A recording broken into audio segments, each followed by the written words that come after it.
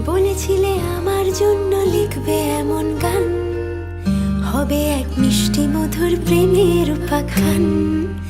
বলেছিলে আমার জন্য লিখবে এমন গান, হবে এক মিষ্টি মধুর প্রেমের উপাখ্যান। শোনো প্রিয় শোনো দিয়ে মন সেই গানই গাইছি এখন। শোনো প্রিয় শোনো দিয়ে মন সেই গানই গাইছি এখন। এখনই গানের ভাষায় স্বপ্ন আশা তোমায় শোনাতে চাই। বলো। শুনতে চাই। কিন্তু তারপরে আর গানের কথা মনে নাই। হায় হায় তারপরে আর গানের কথা মনে নাই।